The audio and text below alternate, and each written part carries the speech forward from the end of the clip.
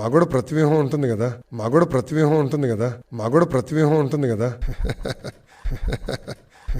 ఇవి మాకు కూడా ప్రతివ్యూహం ఉంటుంది కదా అని నీ కళ్ళల్లోంచి ఆనందం లీటర్ల కొద్దీ కారిపోతా ఉంటే నువ్వు నిజంగా అంత పెద్ద వ్యూహకర్తవు అయితే నిన్ను నువ్వు గెలిపించుకోవటానికి నువ్వు వ్యూహం ఎందుకు పనలేదు బేబీ? ఈ పార్టీని గెలిపించుకోవటానికి వ్యూహం ఎందుకు పనలేదు బేబీ? ఆఫ్టర్ ఒక సినిమా వారం ఉండి 2 వారాలు ఉండి వెళ్ళిపోయే సినిమాని ఆపటానికి కాదు, డిలే చేయటానికి వ్యూహం పన్నితేనే నువ్వు ఆల్మోస్ట్ నీ మనసు కేరింతలు కొట్టి గంతులేసేస్తా ఉండే పరిస్థితి అది నీ వ్యూహం అనుకుంటే నువ్వు ఎంతవరకు లైఫ్లో ఇన్నేళ్ళు వచ్చి ఎంతవరకు ప్రజలకు ఉపయోగపడేలాగా ఒకటేదో చేసి నువ్వు చేసాను చూసావా అది అని చెప్పే దానికి ఒక వ్యూహం పనలేదు. ఆఫ్టర్ ఒక సినిమాని డీలే చేయటానికి ఏదో ఆస్కార్ అవార్డు వచ్చినట్టు లేకపోతే అసలు నీ నోబెల్ ప్రైజ్ ఇవ్వాలి అన్న దాంతో నేను ఎంత ఆనందపడిపోతా ఉంటే రేపు పొద్దున్న కొంపదీసి ఏదైనా ఒక సీటు గెలిచావంటే ఆనందం తట్టుకోలేక పోతావేమో అని నాకు కొంచెం కన్సర్న్గా ఉంది బేబీ. కొంచెం ఎమోషన్ని కంట్రోల్ చేసుకుంటే బెటరు. ఫైనల్గా నీ వ్యూహం అనేది ఏమి లేదు అక్కడ. ఒక టెక్నికల్ ఆస్పెక్ట్లో కోర్టు వారు ఏదో అడిగారు, అది 11th వస్తుంది. అది దాని గురించి నువ్వెంత చూసుకుంటావు, మేము అంతే చూసుకుంటాం. మరీ ఎక్కువ డాన్స్లు ఆడేంత ఆనందం పొందాల్సిన అవసరం లేదు. మీరు చూస్తే ఆయన తరపున అంటే రామ్ గోపాల్ వర్మ గారి తరపున పోరాడిన న్యాయ పోరాటం చేస్తున్న లాయర్ నిరంజన్ రెడ్డి గారు. ఆయన ఎవరండి? వైకాపా రాజ్యసభ సభ్యుడు. సో తెలంగాణ హైకోర్టులో లోకల్ కోర్టులో నిరంజన్ రెడ్డి వెళ్ళి ఆయన రామ్ గోపాల్ వర్మ తరపున పోరాడుతున్నాడు, న్యాయ పోరాటం చేస్తున్నాడు అంటే దాని అర్థం ఏంటి? దీని వెనకాల ఎవరున్నట్టు? బేబీ పాయింట్ ఏంటంటే నేను నీలాగా నీ ఫాదర్ లాగా వ్యూహాలు పన్ను ఎప్పుడు నేను స్ట్రైట్గా చెప్పేస్తాను. జగన్కి అంటే నాకు చాలా మంచి అభిప్రాయం, పాజిటివ్ అని చెప్పిన దాసేనా బేబీ? అరిసి చెప్పా, నోరు నెప్పేటట్టు ప్రతి ఛానల్లో కానీ నా ట్విట్టర్లో కానీ ఇంటర్వ్యూలో కానీ అంతా చెప్పా. ఓకే, ఇది ఇప్పటి నుంచి కాదు, లక్ష్మీస్ ఎన్టీఆర్ తీసినప్పటి నుంచి ఉంది. ఓకే, అప్పుడు నిరంజన్ రెడ్డి గారు వైసీపీ రాజ్యసభ మెంబరు ఆయన వాదిస్తున్నారంటే ఇప్పుడు తెలిసిపోయింది వెనకాల వైసీపీ ఉంది అని అంటాం కన్నా మూర్ఖత్వం అనేది నేను చూడలేదు. అంటే నాకు నిజంగా జాలేస్తుంది. ఏమో నేను దాసానా? కాదు, నేను అది కాదు అని నేను చెప్పానా?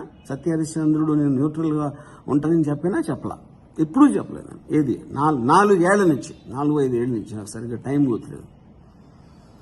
నువ్వేమో పెద్ద డిటెక్టివ్ షర్లాక్ హోమ్స్ లాగా నిరంజన్ రెడ్డి వచ్చాడు అందుకని తెలిసిపోయింది ఇప్పుడు వైసీపీ అని చెప్తే ఇంకా నీ ఇంటెలిజెన్స్కి నాకు తెలిసి సిబిఐలో చేరితే ఇండియా మొత్తం బాగుపడుతుంది. రాజ్యాంగం మాకు రైట్స్ ఇచ్చింది, అది మేము కాపాడాలని కోర్టుని ఆశ్రయించాం. రాజ్యాంగం మాకు రైట్స్ ఇచ్చింది, అది మేము కాపాడాలని కోర్టుని ఆశ్రయించాం. రాజ్యాంగ రైట్స్ నీకెంత ఉంటాయో నాకు అంతే ఉంటాయి, అందరికీ అంతే ఉంటాయి, నీకు నాకు కాదు. అది పాయింట్ ఆఫ్ రాజ్యాంగం అనేది అది. ఓకే, ఇప్పుడు నువ్వు తెల్లారు లెగిస్తే జగన్ సైకో, జగన్ ఆని చంపేశాడు, అతను పెద్ద క్రిమినల్ గ్యాంగు, అది ఇది లేకపోతే మొత్తం ఆంధ్రప్రదేశ్ ఇదైపోతుంది అని పొద్దున్న లెగిస్తే నువ్వు చేసేదే ఏమి చేయవు, ఇది ఒకటే చేస్తావు. అప్పుడు అదన్నీ నువ్వు చేయొచ్చు. ఏది రియల్ లైఫ్లో పబ్లిక్ మీటింగ్లో ఏం ఫిల్టర్ లేకుండా నేను డిస్క్లైమర్ ఉన్న సినిమాలో నీ ట్రైలర్లో 1-2 అది కనిపిస్తే మమ్మల్ని డీమింగ్ చేసేస్తున్నాడు అని నువ్వు సపోజిషన్ చేసుకుని చేస్తున్నావు. అప్పుడు నువ్వు రియల్ లైఫ్లో అన్నది ఎవరు చేయాలి? సెన్సారు. ఆ మాటకు వస్తే బేబీ మనందరికీ ఉన్న ఏకైక పాయింట్ ఆఫ్ రైట్ ఏంటంటే article 19 protection of freedom of expression. Okay, అది నేను ఎంత వాడతానో నువ్వు అంతే వాడతాను, అందరూ అంతే వాడుతున్నారు. అది నీకు స్పెషల్ కాదు, నాకు స్పెషల్ కాదు. నిజంగానే సినిమా తీయాలంటే హూ కిల్డ్ బాబాయ్ తీయచ్చు, కోడి కత్తి పైన తీయచ్చు, ప్యాలెస్లో జరుగుతున్న అవినీతి పైన తీయచ్చు, లేదంటే ప్యాలెస్ కుట్రల పైన తీయచ్చు. కరెక్టే, ఏదైనా తీయచ్చు. కోడికత్తి అవ్వచ్చు, బాబాయ్ అవ్వచ్చు, ఎక్స్ అవ్వచ్చు, అవన్నీ నువ్వు తీయచ్చు కదా, నేను తీయను కదా. నేను తీసేది నా అభిప్రాయం తీస్తా. ఎందుకంటే నువ్వు నీ అభిప్రాయం ఏం చెప్పావో, కోడికత్తి మీద బాబాయ్ హత్య, ఎక్స్ వైజెడ్, అవినీతి అవన్నీ నువ్వు అనుకుంటున్నవి. ఆ సినిమాలు నువ్వు తీయాలమ్మా, నేను కాదు కదా. అది పాయింట్. నాకు తెలిసినవి, నేను అనుకున్నవి, నేను నమ్మినవి నేను తీస్తాను. అలాగే ఎవరైనా వాళ్ళు నమ్మిని తీసుకోవచ్చు. సినిమా అనేది ఒక మాధ్యమం, మీడియం. మనం మాట్లాడిన, ఒక రాసిన, డిబేట్లో చెప్పిన, ఇంటర్వ్యూలో చెప్పిన, సినిమా తీసినా, ఏది చేసినా it is an expression of a belief. నువ్వు చేసినట్టే నేను చేస్తున్నా, అందులో ఏమీ డిఫరెన్స్ లేదమ్మా. అర్థమైందా బేబీ? లేనిది ఉన్నట్టు చూపిస్తే తప్పనిసరిగా మేము పోరాడతాం. లేనిది ఉన్నట్టు చూపిస్తే తప్పనిసరిగా మేము పోరాడతాం. లేనిది ఉన్నట్టు చూపిస్తున్నా అని నీకు ఎలా తెలుసు బేబీ? నువ్వు సినిమా చూసావా? నీకేమన్నా తెలుసా సినిమా గురించి? అప్పుడు లేనిది ఉన్నట్టు చూపిస్తే అంటే ఎవరికి ఎవిడెన్స్ లేని దానికి ఎవడో అంటాడు అంటే అయిపోతుందా? అలాంటప్పుడు సోషల్ మీడియాలో కానీ నువ్వు కానీ ఎవరైనా కానీ అందరూ ఏదేదో అంటాం, ఏదేదో విషయాలు. ఎక్కడి నుంచి? ఇజ్రాయెల్ పాలస్తీన్ వార్ దగ్గర నుంచి మొదలెట్టి మన రాష్ట్రంలో జరిగిన పాలిటిక్స్, వేరే వేరే మనుషుల మీద వేరే వేరే వాళ్ళకి వేరే వేరే అభిప్రాయాలు ఉంటాయి. ఆ అభిప్రాయాలు వ్యక్తపరచడం అనేది డెమోక్రసీలో నువ్వు చెప్తున్నట్టు ఇచ్చిన రాజ్యాంగ హక్కు. అది అక్కడ పాయింట్, అర్థం చేసుకో. సెన్సార్ బోర్డు స్టేట్కి రాశాను, సెంట్రల్ సెన్సార్ బోర్డు కూడా రాశాను, కానీ వాళ్ళు మేము రాసింది పట్టించుకోలేదు. సెన్సార్ బోర్డు స్టేట్కి రాశాను, సెంట్రల్ సెన్సార్ బోర్డు కూడా రాశాను, కానీ వాళ్ళు మేము రాసింది పట్టించుకోలేదు. బేబీ వాళ్ళందరికీ రాసింది వాళ్ళు చూసి దానికి వ్యాలిడిటీ లేదు అనే ఉద్దేశంతోనే వాళ్ళు సెన్సార్ సర్టిఫికేట్ ఇవ్వటం జరిగింది.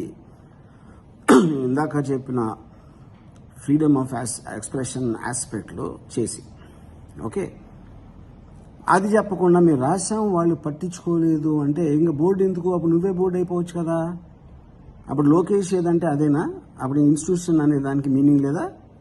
అంటే నీకు కన్వీనియంట్గా చెప్తే ఆ ఇన్స్టిట్యూషన్ వ్యాలిడిటీ ఉంది, నీకు అవ్వకపోతే దానికి వ్యాలిడిటీ లేదా? అదే నీ ఉద్దేశం. అప్పుడు ఇంకా సొసైటీ అండ్ సిస్టమ్స్ ఎట్లా వర్కౌట్ అవుతాయి బేబీ? అలా అయితే జనవరి 11th వరకు మళ్ళీ స్టే చేశారు. 11th మళ్ళీ వింటానని కోర్టు చెప్పింది.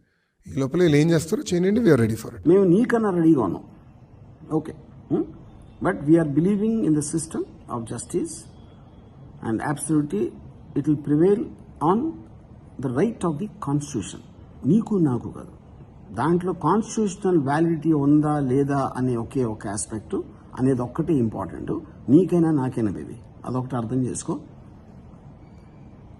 నాకు ఒక సమయంలో నీ అంత అంటే షర్లాక్ హోమ్స్ లాంటి డిటెక్టివ్ అనుకుని ఫీల్ అయిపోయి నేను వ్యూహం పన్నా అని ఒక పాత సినిమాలో ఎస్వి రంగారావు లాగా నవ్వి అలాంటి కొడుకుని కన్నందుకు మీ ఫాదర్ అంటే నాకు చాలా జాలేస్తుంది.